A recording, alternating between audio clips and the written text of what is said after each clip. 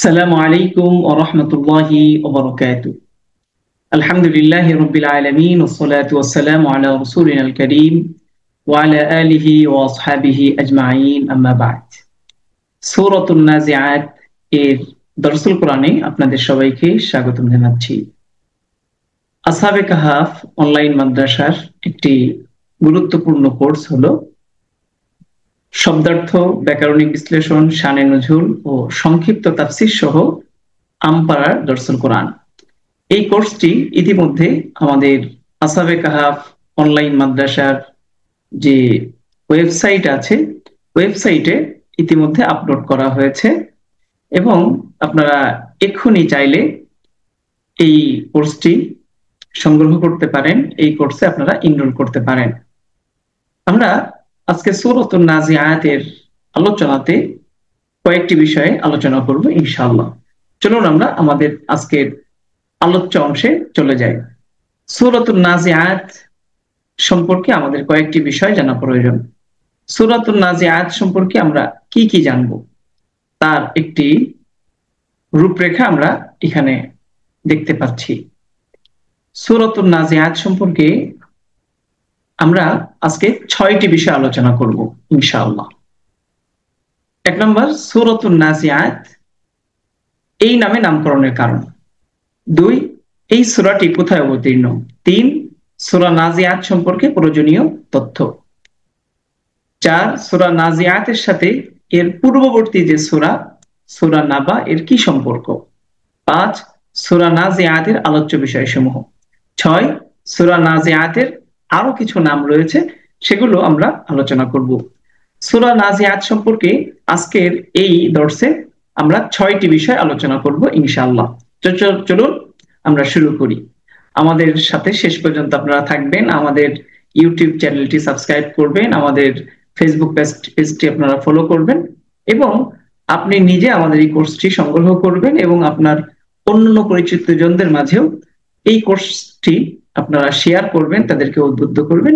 ইনশাআল্লাহ আশা করি সবার জন্য আমাদের এই শব্দার্থ, ব্যাকরণিক বিশ্লেষণ, শানে নজুল ও সংক্ষিপ্ত তাফসীর সহ আমপরার দরসুল কোরআন এই কোর্সটি অত্যন্ত উপকারী হবে ইনশাআল্লাহ। প্রথম আলোচনার বিষয় সূরাতুন নাজিআত এই নামে নামকরণের কারণ। সূরাতুন নাজিআতের মধ্যে প্রথমে একটি শব্দ আছে নাজিআত। নাজিআত এই শব্দটা নাজিআতুনের বহুবচন। নাজিআতুন এর বহুবচন নাজিআত, অর্থ রুহু উৎপাটন বা কবজকারী, যারা রুহুকে উপড়ে ফেলে, এরকম ফেরেশতাগণ, তাদেরকে বলা হয় নাজিআত। নাজিআত অর্থ, আবারও বলি, রুহু কবজকারী বা রুহু উৎপাটনকারী ফেরেশতাগণ। এই নামে কেন নামকরণ করা হলো? যেহেতু এই সূরার শুরুতে নাজিআত তথা রুহু উৎপাটন বা কবজকারী ফেরেশতাগণের নামে শপথ করা হয়েছে, সেহেতু এই সূরার নাম নাজিআত নামকরণ করা হয়েছে। আশা করি আপনারা সবাই বুঝতে পেরেছেন। দ্বিতীয় আলোচ্য বিষয়, সূরাতুন নাজিআত কোথায় অবতীর্ণ। মুফাসসিরদের সর্বসম্মতিক্রমে সূরা নাজিআত মক্কায় বা আল্লাহ রাসূল সাল্লাল্লাহু আলাইহি ওয়াসাল্লামের মক্কি জীবনে অবতীর্ণ। সুতরাং আমরা বলতে পারি যে সূরাতুন নাজিআত এটি একটি মাক্কি সূরা। সূরাতুন নাজিআতের তৃতীয় আলোচ্য বিষয়, সূরাতুন নাজিআত সম্পর্কে প্রয়োজনীয় তথ্য। সূরাতুন নাজিআত এটি আল কোরআনের কততম সূরা? আমরা জানি যে আল কোরআনুল কারীমের 114টি সূরা রয়েছে। 114টি সূরার প্রথমে সূরা ফাতিহা, সূরা বাকারা, সূরা আলে ইমরান, এভাবে এক একটা ধারাবাহিকতা রয়েছে। এই যে আল কোরআনের বিন্যাস অনুযায়ী বর্তমান যে ধারাবাহিকতা, এই ধারাবাহিকতায় সূরাতুন নাজিআত এটি হলো আল কোরআনের ৭৯তম সূরা। আরেকটি হলো আল কোরআনুল কারীমের অবতীর্ণের ধারাবাহিকতা, অর্থাৎ কোন সূরার পরে কোন সূরা অবতীর্ণ হয়েছে। সূরা ফাতিহার পরে সূরাতুল বাকারা বর্তমানে কোরআনে আছে। এর মানে কিন্তু এমন না যে সূরা বাকারার পরে সূরা আলে ইমরান, সূরা ফাতিহার পরে সূরা বাকারা এভাবে নাজিল হয়েছে, এরকম। একটা হচ্ছে কোরআনের বর্তমান ধারাবাহিকতা, আর একটা হলো কোরআনের অবতীর্ণের ধারাবাহিকতা, কোন সূরার পরে কোন সূরা অবতীর্ণ হয়েছে। তো আল কোরআনের বর্তমান বিন্যাস অনুযায়ী সূরা নাজিআত হলো ৭৯তম সূরা, আর আল কোরআনের অবতীর্ণের ধারাবাহিকতায় সূরা নাজিআত হলো ৮১তম সূরা। সূরা নাজিআত এটি সূরা নাবার পরে এবং সূরা ইনফিতরের পূর্বে নাজিল হয়েছে। সূরা নাজিআত এর আয়াত সংখ্যা ৪৬ আর শব্দ সংখ্যা ১৭৩টি। আল কোরআনুল কারীমে সূরা নাজিআতের মধ্যে অক্ষর রয়েছে ৯৫৩টি। এই ছিল আমাদের আল কোরআনুল কারীমের সূরাতুন নাজিআত সম্পর্কে প্রয়োজনীয় কিছু তথ্য। আমরা চতুর্থ আলোচনা করব সূরা নাজিআতের সাথে এর পূর্ববর্তী যে সূরা, সূরা নাবা, এর কি সম্পর্ক। সূরা নাবা এর সাথে সূরা নাজিআতের বিশেষ ৩টি সম্পর্ক রয়েছে। আপনারা দেখতে পাচ্ছেন সূরা নাবা ও সূরা নাজিআত উভয় সূরায় কিয়ামত বা মুত্তাকিদের সফলতা সম্পর্কে এবং কাফেরদের ব্যর্থতার বিষয়ে আলোচনা করা হয়েছে। ২, উভয় সূরার শুরুতে কিয়ামত সংঘটিত হওয়া ও তার ভয়াবহতা নিয়ে আলোচনা করা হয়েছে। উভয় সূরার শেষে কিয়ামতের দিন কাফেরদের আযাব এবং মুমিনদের নিয়ামত ও পুনরুত্থান বিষয়ে আলোচনা করা হয়েছে। এই ৩টি দৃষ্টিকোণ থেকে সূরা নাজিআত এবং সূরা নাবার সাথে বিশেষ সামঞ্জস্য ও সম্পর্ক রয়েছে। এবার আমরা আলোচনা করব সূরাতুন নাজিআত এর আলোচ্য বিষয় সম্পর্কে।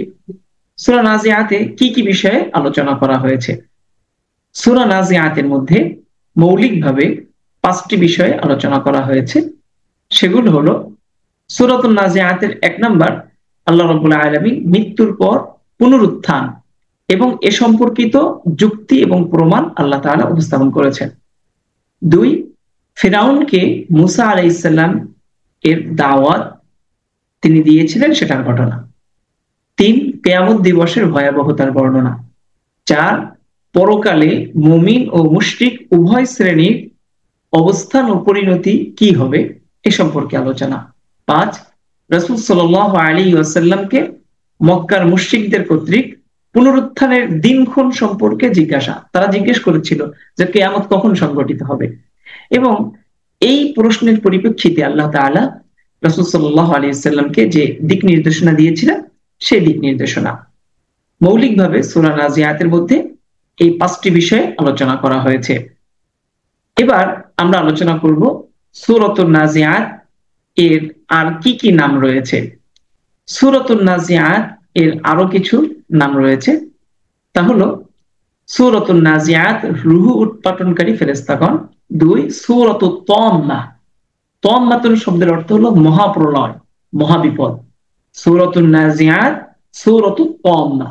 ৩, সূরাতুস সাহিরা, সাহিরা শব্দের অর্থ তৃণহীন সমতল ভূমি, যে ভূমি সমান এবং যে ভূমিতে কোনো তৃণ গাছপালা লতাপাতা নেই, এমন ভূমি সাহিরা। সূরাতুন নাজিআতের 3টি নাম, সূরাতুন নাজিআত, সূরাতুত তাম্মাহ, সূরাতুস সাহিরা। এই ছিল সূরাতুন নাজিআত সম্পর্কে আমাদের মৌলিক কিছু বিষয়।